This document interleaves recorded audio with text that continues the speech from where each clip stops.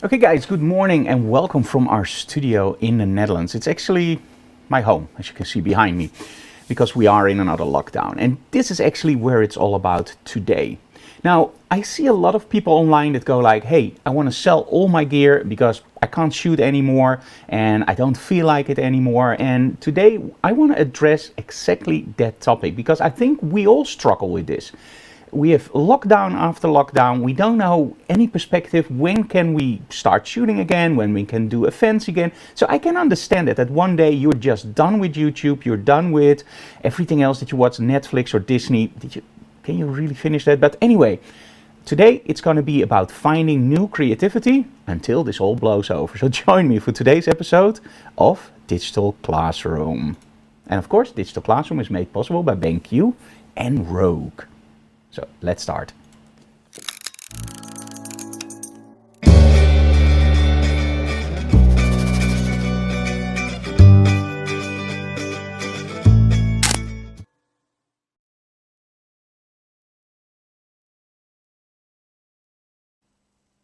Okay. Hey, good morning. We all have the chats open on YouTube. I don't have the chat open, I think, on Twitch at the moment. Let me see if I can open up the chat very quickly. I think it's in the stream manager.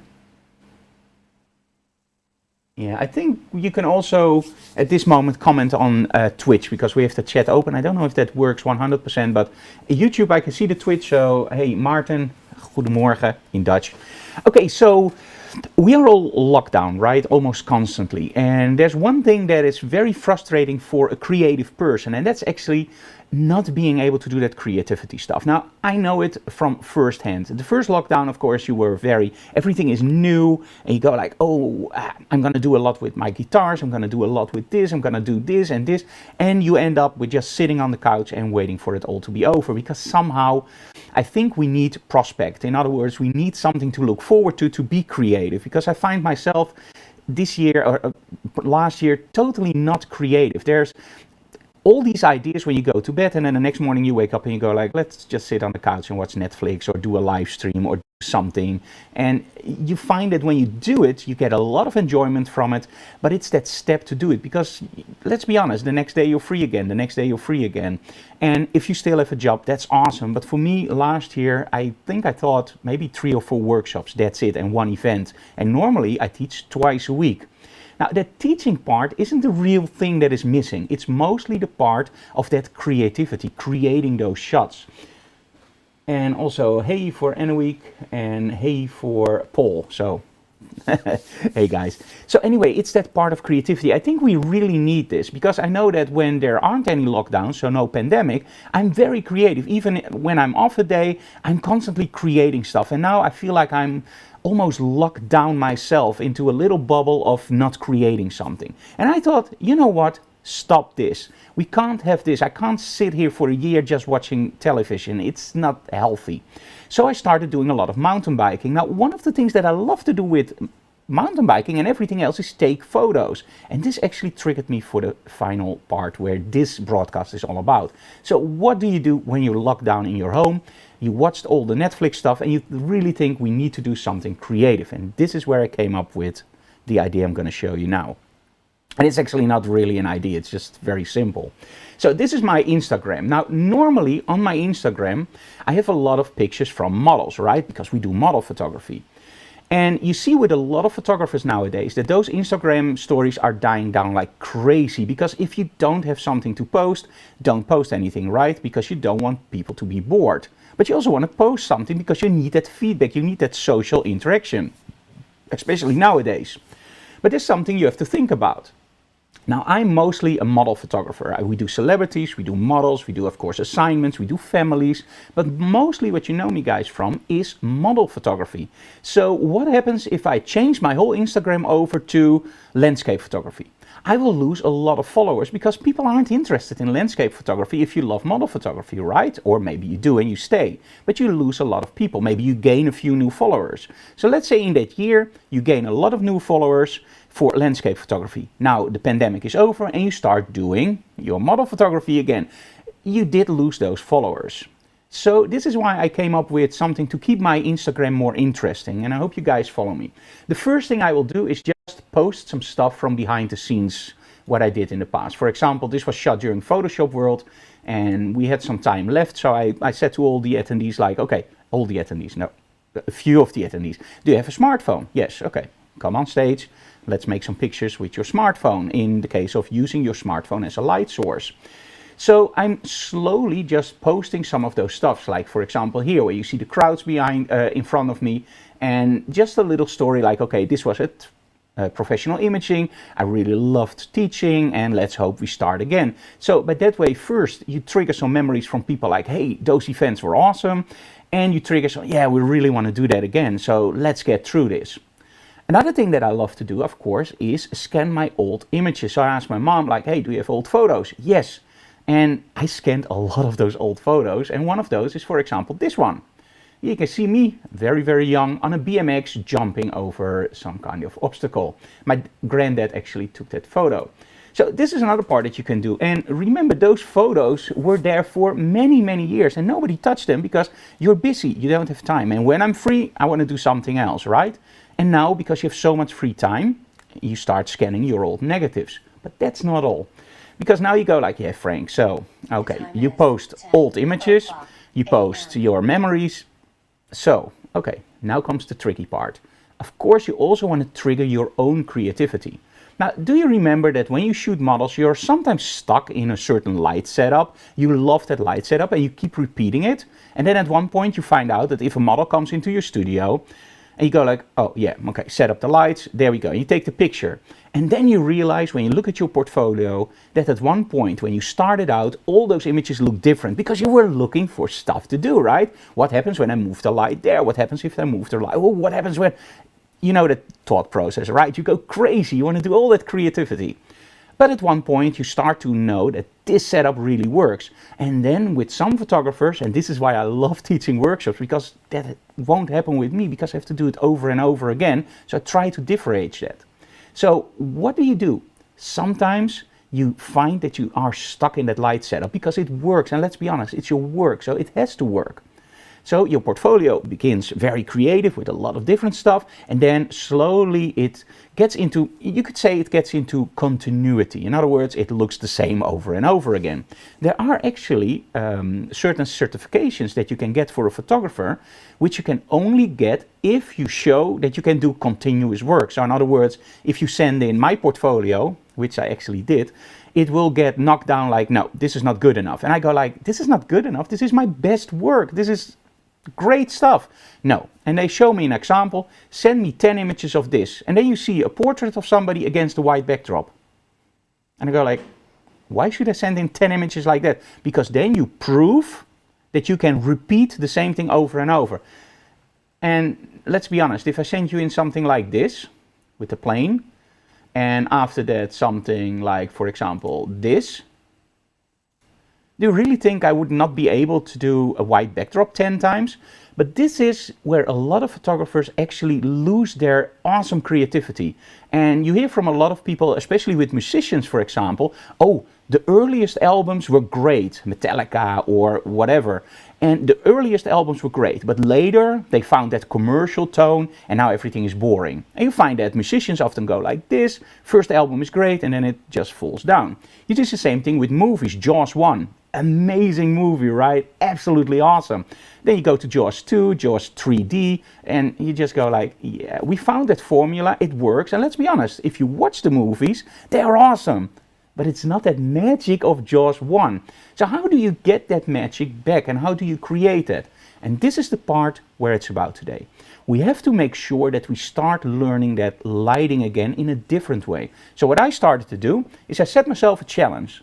This year I can't touch my Sony A7R IV for the stuff that I'm doing now, which I'm going to show you now. I'm using my phone. Now I have to be honest, this is also a Sony phone, so yeah, we're still using Sony, of course. So what did I do?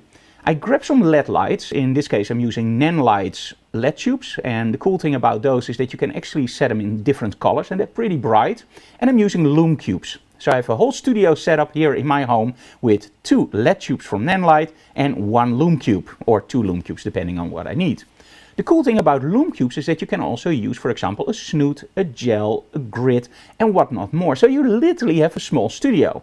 And now when you look behind me, do you see those comics? When you look a little bit to that side, do you see the display cases? They're all Batman stuff in there and other stuff.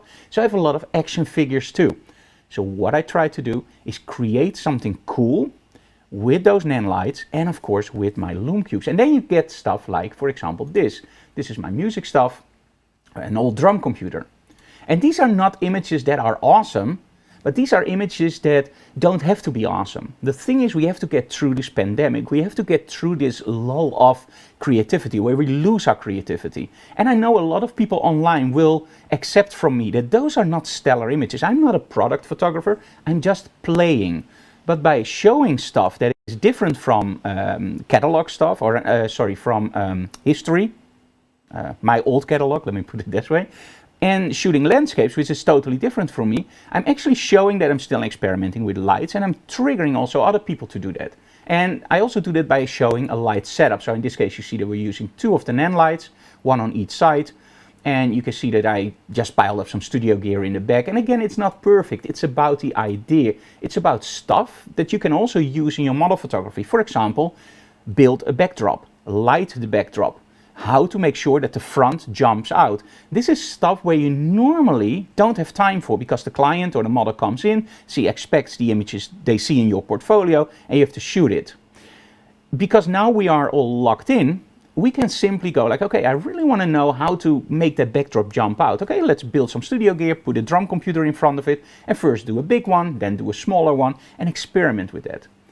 The thing what I do on Instagram is actually between all those things, like the products, I always try to do one of my catalog shots and tell a little bit of a story behind it. So normally we just show images. Now we'll also give you a little bit of story, like even a simple bicycle lane can look cool with a little bit of strobes, awesome styling and a wide angle.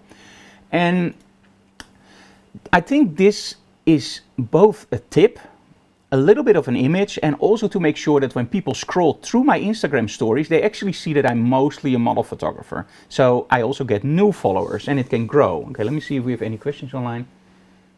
Gino is also online. Good morning, Gino, and welcome. Gino from Belgium, of course. We all know him, right? Yeah.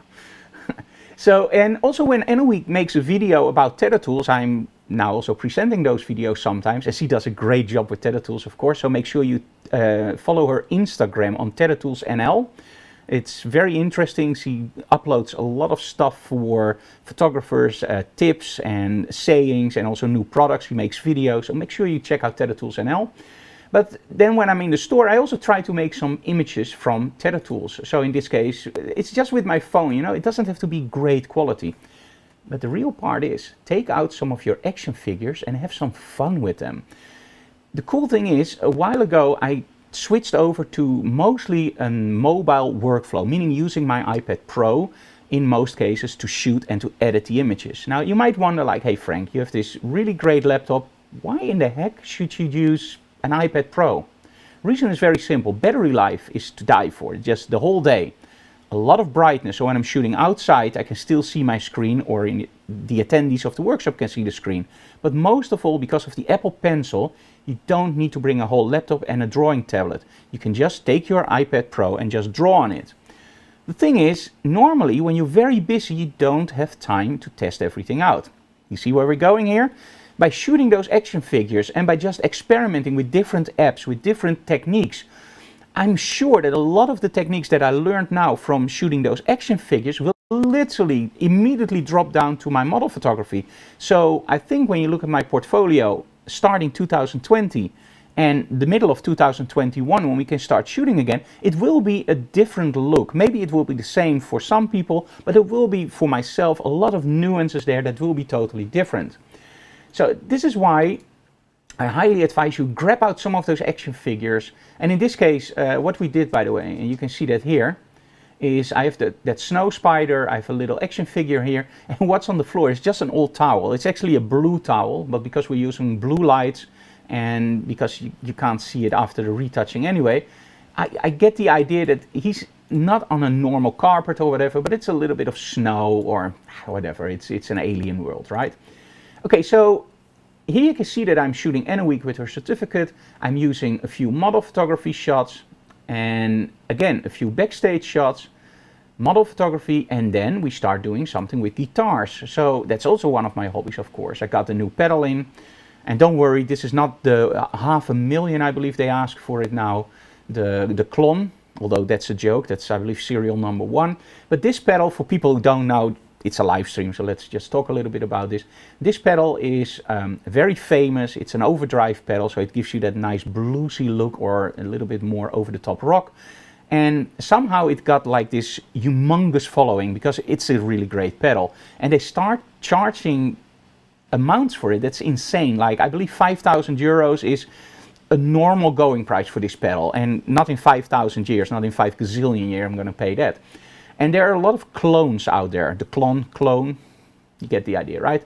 And I ordered this one online for 29 euros. And I was going like, I don't know. And you saw a lot of videos online that say, well, it sounds almost identical. And I just love playing with it, so I ordered it online. Now, the cool thing is I have fun with it playing, but I also have a lot of fun with it just shooting it. Before the pandemic, I bought this really old X27 guitar. I really love it because there's this mirror plate on it. And I thought, let's just lay the guitar down. Let's have some guitars in the back. Remember, lighting your backdrop, combining everything together. See, in chiaroscuro, light, dark, light. And of course here also light, light, dark.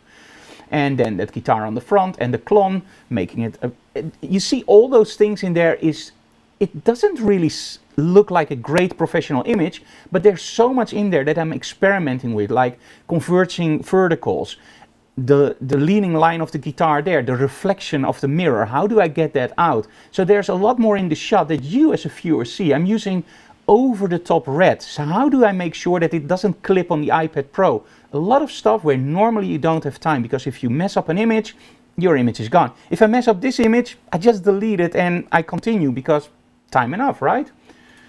But make sure that you always combine it.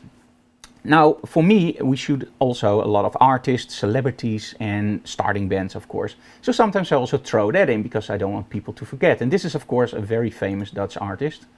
Same here.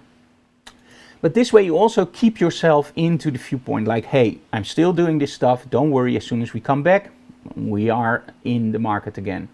Sometimes it's also cool to do some street photography. And actually, to be totally honest, when I look at my Instagram stream from a while ago, it's all model photography. It's all model photography. And let me see. So this is, I think this is pretty much before the pandemic.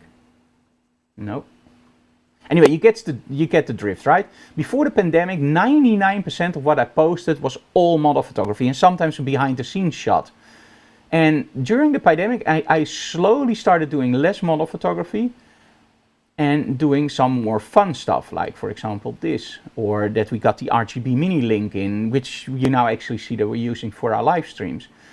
So slowly, you see that the model photography still creeps in there, but I'm also trying to change it up a little bit with, for example, Chewy. And the cool thing is, dog shots always do great. And here I started, for example, doing a little bit with the L bracket we got in.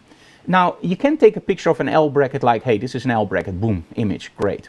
Why not combine it with a guitar and a little bit of strobes?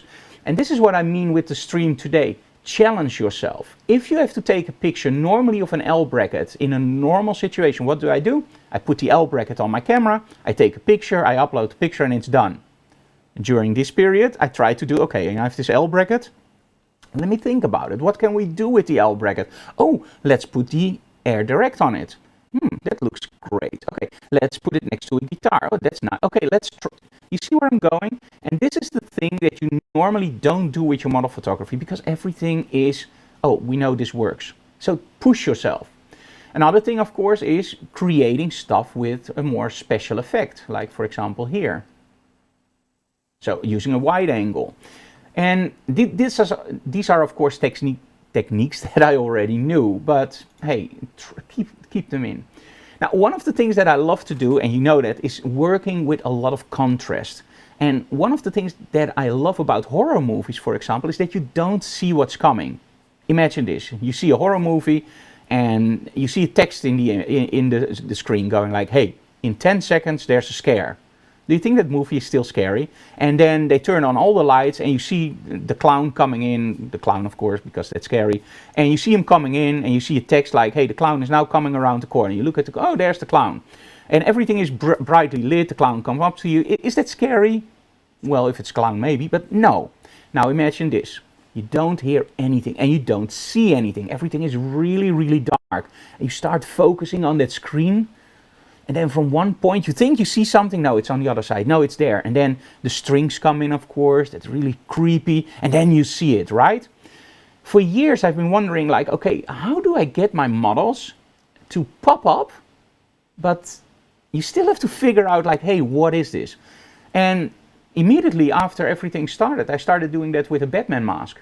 Very simple, cheap Batman mask. And the first images you take, you see the whole mask and you go like, okay, that's interesting.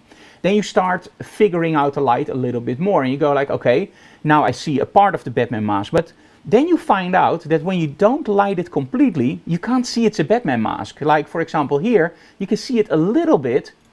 But then when I compare it to this, okay, now it's very clear. See the difference between those images? It's the same mask. The only thing I changed is the angle.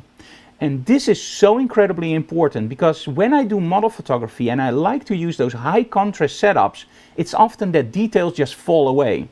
Now, over the years, somehow you develop an eye for it. So you see that those details are there, you try to focus the light on it, and it's great. But what if you don't have that practice? This is the time to do it. Lay something on the floor, like for example a Batman mask or whatever you like, and try to photograph it with as little as detail as possible. So start with a totally black canvas and then try to use one very, very narrow light source to make sure that with that one touch of light you can literally see what the product or the thing is. In the case of the Batman mask, you see the cowl, you see the nose, you see the eyes, you see a little bit of the ears, and that's it. Everything else is dark. When I do a slightly different angle, you can see the nose, you can see the ears, but it doesn't really give me that wow effect, which this one does. Now, when we start doing model photography again, imagine how much improvements you can make by knowing exactly, okay, this is the angle. If I do this, you know where we're going? Right. Okay, also for compositing, now I'm a really, really bad compositor. I'm not going to even try to defend myself. But for example, when I do compositing, it's something, for me it's more like this. I don't cut out everything, I just place it in there and do some special effects. Now let me see if I can find one where I really did some compositing. Probably a little bit more down. Anyway, you got the idea, right? So I'm not a real compositor. So I put out a call online like, hey guys, we are in this pandemic. Let me just show me what you guys are doing to stay creative. And I got some really, really cool shots in. So I want to share some of those with you. So let's open up a Lightroom. Now, these are people that are in exactly the same situation that we are. Probably model photographers, or they do other stuff and they are stuck at home, they can't do anything, and they just don't sit down and watch Netflix, but they grab out stuff and they use this period to improve themselves. For me, it was playing guitar, recording music, learning everything about that recording again, because this is actually where my career started. Like 25 or 30 years ago, I started with a music studio. And I love to now use the new techniques, but I never have time for that. So for me, it's more a creative process with playing guitar, recording music, and of course, doing my action figures. For somebody else, it may be that normally they do model photography and now they do landscape photography. Maybe it's a new career. These guys just took out some action figures and look at this.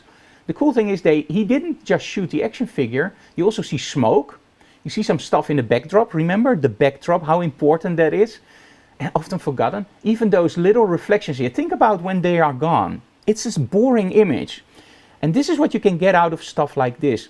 By using your backdrops and by creating stuff in the backdrop, you find out how important that is. Now, as soon as you start shooting models again, that will be in the back of your head like, hey, when I shot C-3PO and I put all that stuff in the backdrop, it made the image look more interesting. Let's put some stuff in the backdrop and you will grow as a photographer. Let me see, there's somebody online. I've been experimenting with a little bit of product photography in lockdown. Is there a budget version of an RGB LED panel that you recommend to add a little bit of color? Yes, Paul. What I use are actually the Nanlights. And Nanlights has these tubes. and you can change them in different colors. They're not that expensive. Now, the Lume Cubes is something I would highly recommend you. And those aren't really cheap, but the cool thing is they give a lot of light. Now, why the Lume Cubes and not a LED tube? Most of those action figures, let me see if I have one really close by, no. But most of those action figures are pretty small. And this is something that I also explained to Anneweek when I asked her to, hey, let's try something with the Lume Cubes. Those NAND light tubes are like this big. Now, that's really small, right? But when you shoot a model, what kind of strip light do you use? You use a 1.3 meter strip light, for example, 1.5 meter. But how long is your model? Yes, there you go. Your model is about 175 or 170. So let's say this is your model. This is the strip light you use. This is the model. This is the softbox you use. So you're mostly using softboxes or reflectors or whatever that are smaller than your model. When you start shooting action figures, one of the biggest frustrations is, oh, it won't work because I have way too much light. Duh, you're using a LED light that's this big and an action figure that's high. So in other words, you're shooting a model with a 6 meters wide softbox. That doesn't make any sense at all. It doesn't look nice. So this is also the part where you start learning to use flags.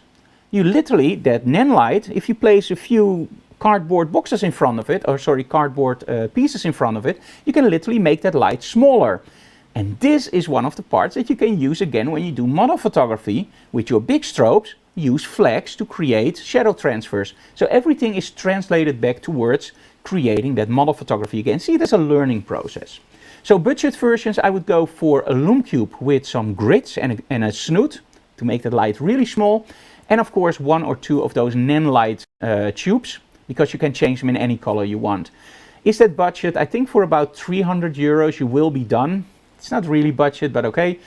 The thing is, you can also buy it cheaper, but then you have a lot less light output. For example, if you go to AliExpress, you can buy LED tubes for maybe 6 or 7 euros, maybe a little bit more, maybe 50 or 60 euros. But those LED outputs will be, that light output will be too low, for example, for a smartphone, because everything will start to noise like crazy. And when you shoot with a normal camera, you will be fine, but hey, spend a little bit of extra money and you will get a lot of extra kick out of it. Okay, so let's go for the next shot. Now, this one just blew my mind, and I was going like, I'm just gonna stop posting anything of my action figures because it doesn't make any sense what I'm doing compared to this. On the other hand, hey, as long as you have fun, it's not a competition, right? A lot of people see everything in life as a competition. I'm better than you, I'm better than this. See it as helping each other to improve, because photography is an art form. And I get so many questions from people. When I teach a workshop, I teach you guys everything. When I do a live stream, I try to cram in as much information as possible. But also when we do instructional videos, tutorials. If you want to buy them, by the way, you really support our work, go here. And then you can get our instructional videos. Okay. And so when I do those instructional videos and the workshops, I literally don't hold back. I give you everything I know. And a lot of people then ask me like, hey, don't you feel a little bit scared by giving everybody all your information, all your presets, everything you do in Photoshop, that they copy you? And I can honestly say I'm never afraid of that, because nobody, literally nobody, can take a Frank Doroff image. Like nobody can take a you image, or nobody can take a you image, or you or you. We are all unique individuals, and photography, and especially retouching, it's not 1 and 1 is 2. It's always creating. So it's like cooking. Literally, it's like cooking. And I believe at the start of my workshops, I had this one slide in there, and it was like, I give you 500 grams of steak. I give you exactly the same ingredients. So I give you ingredients, I give you ingredients, and I give you that 500 gram steak. I give you a kitchen with several appliances, and there's only one assignment. In the end, there's nothing left. So you give me a plate and you have to use everything, every herb, every spices. I want to have the steak. Go. You might say, hey, everybody has the same steak, everybody has the same ingredients and the same kitchen. So in the end, the steak will be exactly the same, right? Because you're using everything the same. No. One person will first cook it and then put on the herbs. Another guy will maybe cook it half and then put on the herbs. Maybe somebody will cook it in 10 minutes. Maybe somebody will go really, really slow and do it in 10 hours. You don't know. And the end result will be completely different. So if I give you all my ingredients, even my workflow, it will be totally different. And this is where you can learn from each other. So if you see somebody that's way better than you, don't see it as a competition to be better. See it as something to learn from. And same here. Let me go to this one. So really nice compositing. I would like to see, by the way, this is one part, and I don't know if the guy is watching, I hope so. When you look at this image, there's one thing that you have to realize, and this is depth. Now, when I look at the image here, I can't see any depth, and that's because there's a mistake. Now, watch this. When you look at the image, you see that this is blurred. So we have blur, sharp, blur. Now look at the T-Fighter. It's totally sharp. See the moon? Totally sharp.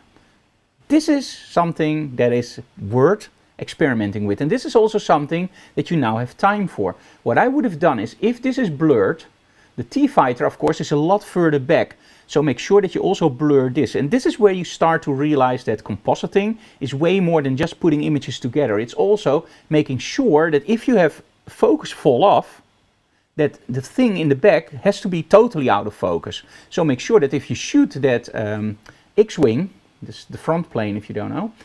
Yesterday I found out that somebody doesn't know anything about Star Wars or Star Trek. Nothing at all. So she didn't know about Star Trek, she didn't know about Star Wars. I said, Han Solo, it's Chewbacca, right? Never heard of it. Star Wars, never heard of it. So that's why I explained that this is the X-Wing, those are the T-Fighters, and that's the moon. You probably know that, right? So when I see that there's out of focus areas here, I have to make sure that that same distance between this is also translated back to the back, right? So that T-Fighter should be way more out of focus. And this is an awesome way of learning that. Okay, let me see, there's some more information here. Interesting to see whether Philips Hue HomeKit will work for this. Oh, that's a great idea, Philips Hue Kit.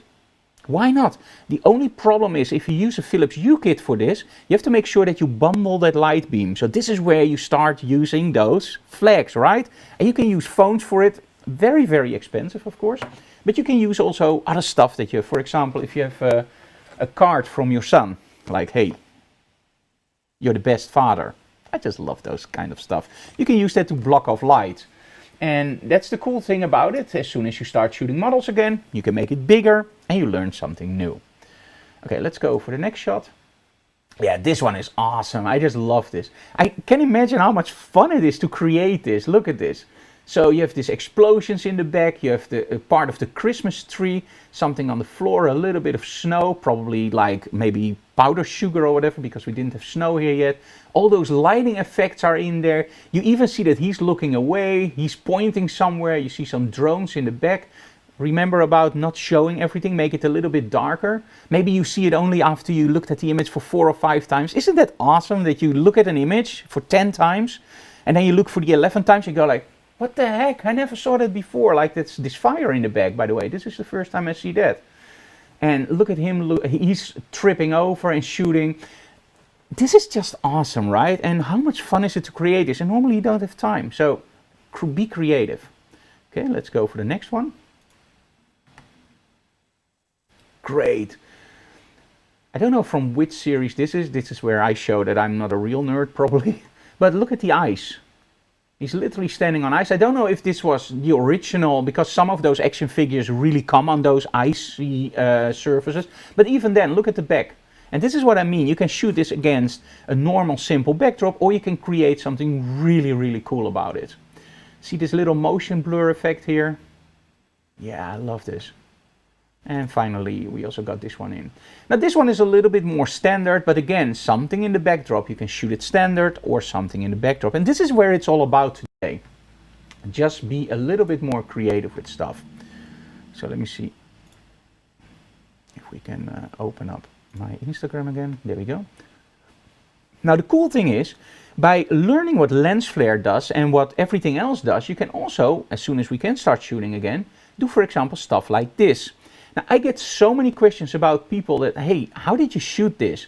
So I actually decided, let's just put it online and just tell people. The thing what I did is I use normally very, very old lenses when I want lens flare, because those lenses are very, very sensitive for lens flare. They see light and they go immediately, oh, light, terrible.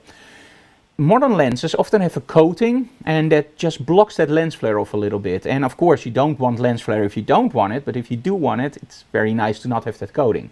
Now, one of the lenses that I love to use that doesn't have that coating is actually Lensbaby. And Lensbaby makes very, very modern lenses. They're tech sharp, but they have all the characteristics, anyway, you know what I mean. They feel like old vintage lenses because they have a little bit of vignetting on the sides. They're a little bit out of focus on the side. It's just awesome, but in a great way, not in a bad way. But those lenses are very prone for lens flare. So what I did here, the model doesn't have any makeup, so the red in the face I'm going to explain later. The model is standing in a pitch dark studio and she's just holding her hands out like that. I let her look up, and the blue gel, the strobe with the blue gel is slightly in front of the model. So it still hits the model a little bit, but it's slightly in front. So let's say 90% of the light hits me, the sensor or the lens, 10% hits the model. So you get a lot of light, meaning if I shoot it like this, the whole image will be white because it's overexposed blue, so totally white. Now, what happens when you have lens flare? Lens flare has everything to do with the angle it hits your lens and the sensor. It has to be straight as possible. So a lot of people on their lenses have actually sun hoods. So you place your sun hood on the lens and it blocks some light from the side, meaning you have less effect of the lens flare. So if you hold your hand next to the lens, you will actually block off that excess light, and that will create a little bit less lens flare. That's a tongue breaker. Now, when you aim your light just slightly towards your camera, this means that it doesn't hit the sensor straight on. So if you want to block the light, you do this. Yeah, that doesn't work because you now can't see me anymore. But if I change my lights from the side, I can do this and block off the light for the lens flare. So meaning I still have a lot of light hitting my lens if I don't want it. So if I do this, there's no light hitting the lens. If I do this, there's absolutely no light hitting the lens. But if I move a little bit, now I get a little bit light in the lens. Now I get a lot of light, and now the whole image is overexposed. Of course, I'm just showing my hands for introduction, right? Now, what happens if you don't want that light to be overexposed and you don't want it to be gone, but somewhere in the middle? Well, a mix you can't do because you can't make your hand transparent, right? That's not, at least I can't. If you can't, please call me. So anyway, so what I try to do is do this, live long and prosper, right? The Star Trek. And what I did is actually do this. I block up my light like this. I move my hand back. Okay, so now I don't have any lens flare at all. And then I start opening this. I will move it a little bit more here so you can see. I'm just doing this. And by opening up, I actually get that beam of light in, because what I'm actually doing is I'm overexposing only a part of my sensor with that light. Very powerful technique. So how did I get the face red? Was he standing there for half an hour? No, I'm just kidding. Above the model, there's actually one boom stand, or actually, I believe it were two or one, I don't remember exactly. But we had one red gel just taped over part of the light beam. And it means that part of the model is hit with normal light, and part of the model is hit with only red. And the only thing I had to do was move the model back or forward. Okay, now it's great. It just hits it very, very nicely here. Okay, aim your chin up a little bit higher, higher, higher. There we go. Okay, stay like that. Put my hand here and just take the shot. So this is zero Photoshop. No Photoshop at all. Yep, of course we enhanced the colors a little bit, did the skin, but that's about it. 100% straight out of camera with a little bit of retouch. So these techniques you normally don't have time for to experiment. Now with action figures, guys go crazy. Try to do that stuff, but also try to challenge you. Now in the summer we had a little bit of time, of course, to go outside. So we asked Lois, okay, please come outside with us. And I just want to try my phone. And let's be honest, these kind of images I can always do with my normal camera. But try to challenge yourself to do them with a phone. And you can find out that shooting with a phone can be pretty interesting, but also can blow your mind because it will give you totally different options. Okay, let me see if there's something else that's interesting. Oh, yeah, something else. And I'm doing this in a live stream, and it's a little bit dangerous maybe to do this because you get a lot of backlash nowadays if you say what your opinion is. I feel that even if some people doubt about face masks, that you should just wear them for the very simple reason it's better to be safe than sorry, right? And if you know how to wear them, so don't touch them and take them off and then do your nose. No, if you take them off, Just do it like this and then clean them or throw them out. But I don't want to put online like, hey, I believe in face masks, wear a face mask, because that's a political statement. And the thing about political statements or statements, anything now, look at what's happening in the Netherlands. We have curfew after 9 o'clock at night, 2100, right? Who in their right mind goes out when it's raining and it's cold? And in the Netherlands it's really cold now. Who goes out at 9 o'clock? I'm actually pretty happy that Brian, our son, walks the dog at 10 o'clock because then I don't have to get out. But the moment they put in that curfew, all riots broke out and they are literally destroying our beautiful country, which for the Netherlands is insane. So I'm very reluctant to put online, hey, I believe in masks, wear them. But I still want to bring out that message like, hey guys, it's maybe wise to just think about using a mask. When we got the new mask in, and the problem for me was that the masks that we used were very uncomfortable. I've probably a big head or something, but it just limit my motion a lot. And we found these masks and they are actually not behind your ears, but behind your head. And I decided like, hey, let's just take a picture with the mask and let's just make a little bit of a story like, hey, if you also feel that a mask is a little bit less comfortable, try one of these because they are not limiting your motion. They look really, really nice. And that way you are bringing out a statement like, hey, we are still with you guys. We are wearing masks here too. And we would really advise you guys to use a mask, but you're not saying it with so many words. So sometimes photography, the word is very powerful, but the image can be way more powerful. Okay, let's see. We have some more questions here. Good morning. Watching it from North NZ. That's North Sea.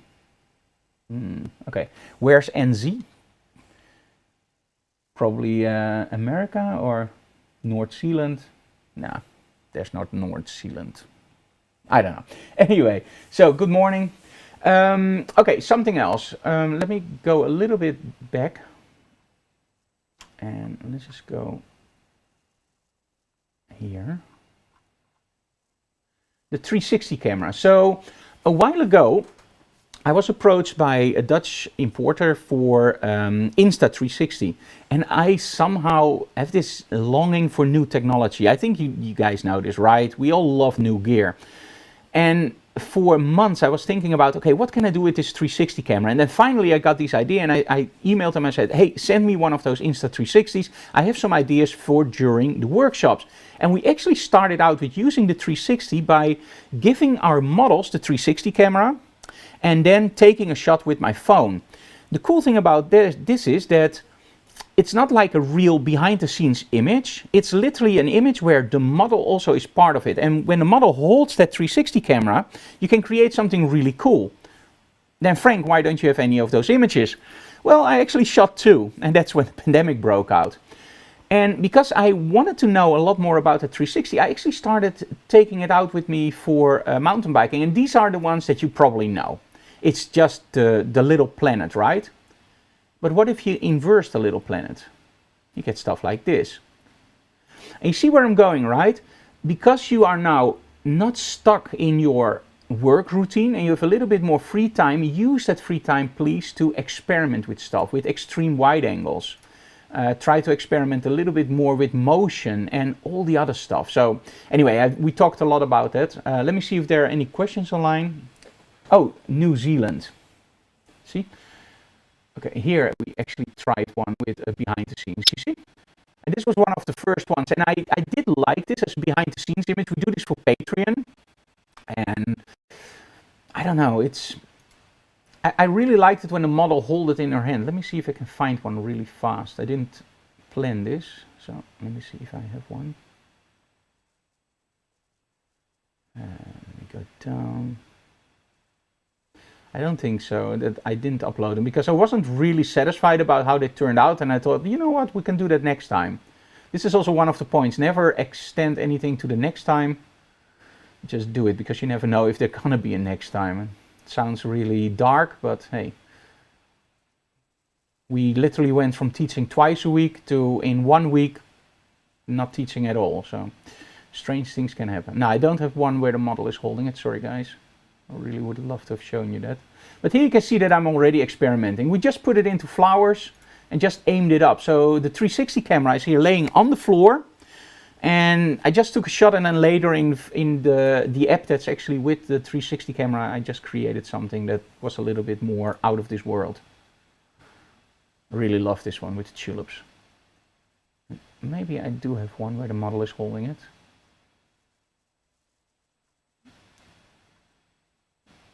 But anyway, just try to keep your Instagram feed a little bit more interesting. I think it will be somewhere here.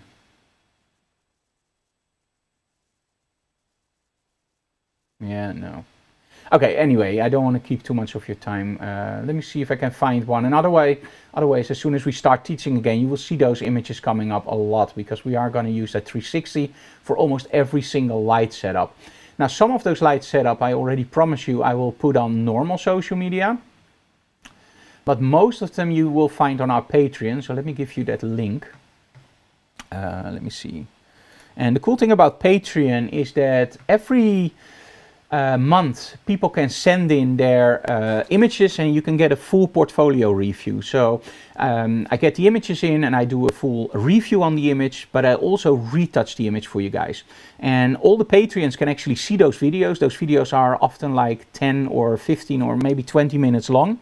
So everybody can see those, and there are a lot of tips in there.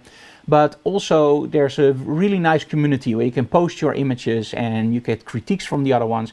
You also can ask questions, and I always check it at least 3 or 4 times a day. So you get literally, sometimes people email me on the Patreon group like, hey, I have a shoot today.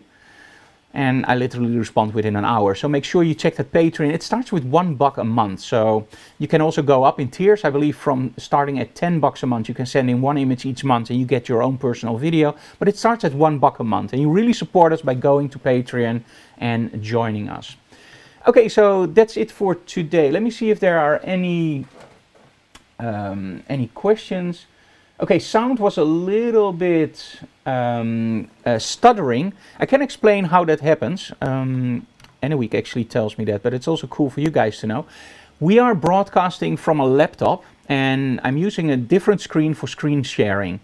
And we found out during another broadcast that if we use a lot of Photoshop, that the audio will actually start to go normal, but the video will actually slow down. And the only reason that happens is because a lot of the CPU power is actually going into the live streaming software.